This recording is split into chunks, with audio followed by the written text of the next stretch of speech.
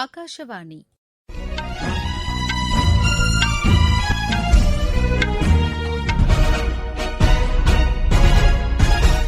செய்திகள் வாசிப்பவர் மிருதுலா. தலைப்புச் செய்திகள். பிரதமர் திரு நரேந்திர மோடி மக்களிடையே மனம் திறந்து பேசும் மன் கி பாத் நிகழ்ச்சி அகில இந்திய வானொலியில் நாளை காலை 11 மணிக்கு ஒலிபரப்பாகிறது.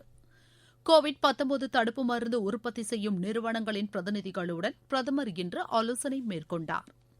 காஷ்மீரில் தீவிரவாதத்திற்கு எதிரான நடவடிக்கைகள் மேற்கொள்வது குறித்தும் பாதுகாப்பு சூழல் குறித்தும் உள்துறை அமைச்சர் திரு அமித் ஷா இன்று ஆய்வு செய்தார். தமிழகத்தில் இன்று ஒரே நாளில் இதுவரை 20 லட்சத்திற்கும் கூடுதலான தடுப்பு மருந்துகள் செலுத்தப்பட்டுள்ளன. உலகக்கோப்பை டுவெண்டி கிரிக்கெட் போட்டியில் தென்னாப்பிரிக்காவுக்கு எதிரான ஆட்டத்தில் ஆஸ்திரேலியா 5 விக்கெட் வித்தியாசத்தில் வெற்றி பெற்றது. இனி விரிவான செய்திகள்.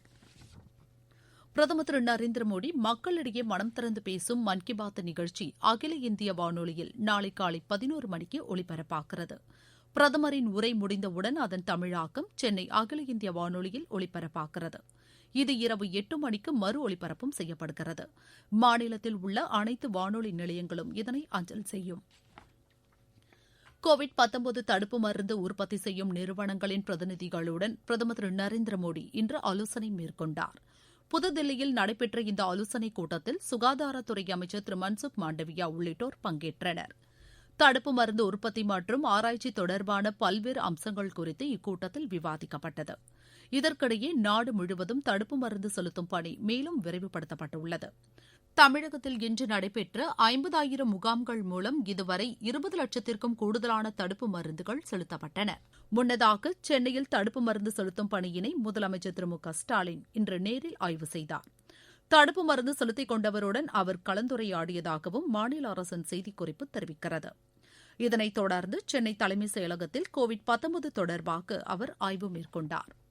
இந்த நோய் தொற்று பரவலை தடுப்பதற்காக தற்போது செயல்பாட்டில் உள்ள கட்டுப்பாடுகளை மேலும் தளர்த்துவது குறித்து இக்கூட்டத்தில் ஆலோசிக்கப்பட்டதாக எமது செய்தியாளர் தெரிவிக்கிறார். கோவாவில் சுற்றுலாத் துறையில் உள்ள வாய்ப்புகளை பயன்படுத்திக் கொள்ள வேண்டும் என்று பிரதமர் திரு நரேந்திர மோடி கேட்டுக் கொண்டுள்ளார். சுயசார்பு இந்தியா இயக்கத்தின் கீழ் கோவாவில் மேற்கொள்ளப்பட்டு வரும் பல்வேறு திட்ட பயனாளிகளுடன் காணொலி மூலம் அவர் இன்று கலந்துரையாடினார். மீனவர்களுக்கு உதவிடும் வகையில் மீன்பிடி தொழிலை வலுப்படுத்துவதற்கான பல்வேறு நடவடிக்கைகள் மேற்கொள்ளப்பட்டு வருவதாக அவர் தெரிவித்தார். பால் மற்றும் காய்கறி உற்பத்தி அதிகரித்திருப்பதற்கு பிரதமர் திருப்தி தெரிவித்தார். விவசாயிகள் மற்றும் மீனவர்களுக்கு கடனுதவிக்கான நடவடிக்கைகள் எளிமைப்படுத்தப்பட்டுள்ளது நல்ல பலன் அளித்துள்ளதாக அவர் தெரிவித்தார். பல்வேறு துறைகளில் சுய உதவிக்குழுக்கள் சிறப்பாக செயல்பட முடியும் என்றும் பிரதமர் தெரிவித்தார்.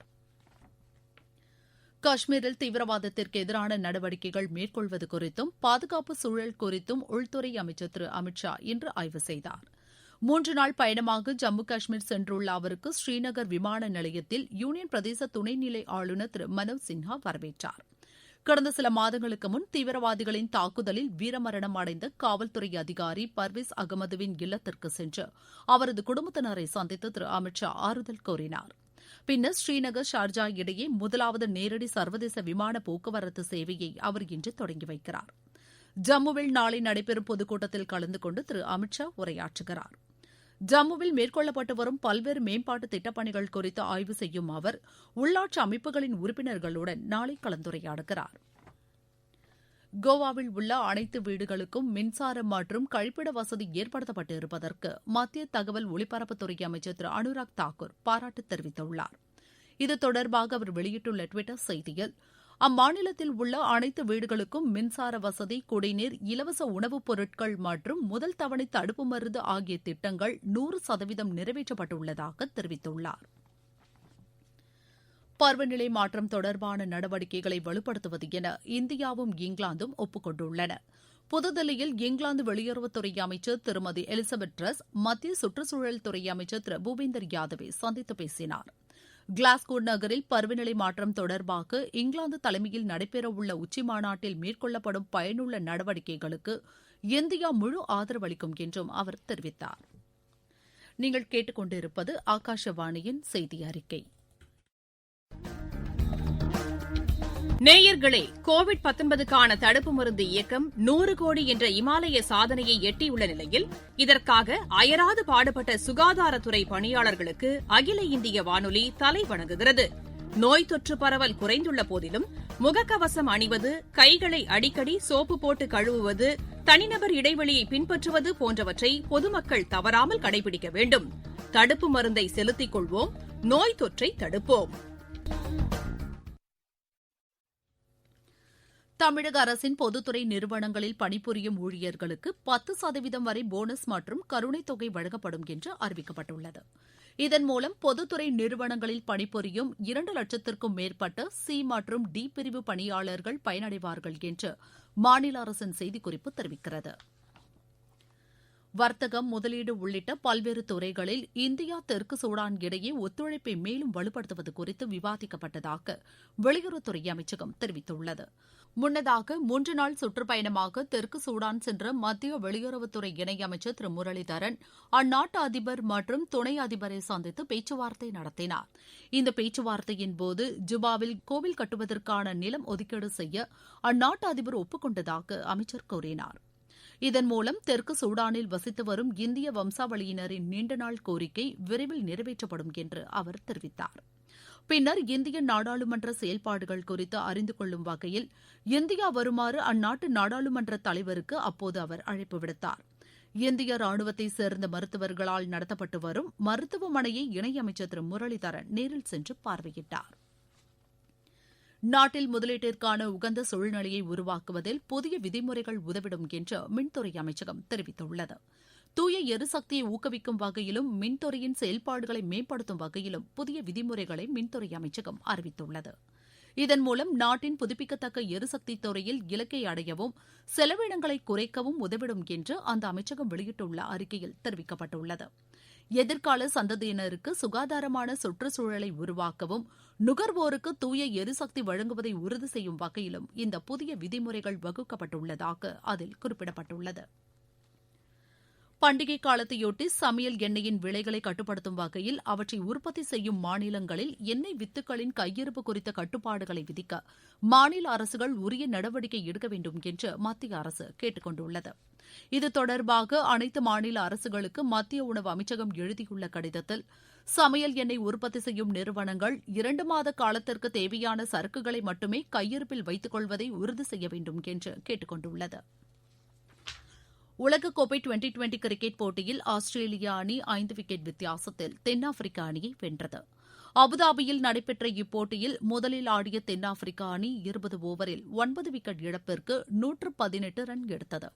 இதனை அடுத்து 119 ரன் எடுத்தால் வெற்றி என்ற இலக்கோடு களமிறங்கிய ஆஸ்திரேலியா 19.4 ஓவரில் 5 விக்கெட் இழப்பிற்கு 121 ரன் எடுத்து வெற்றி பெற்றது.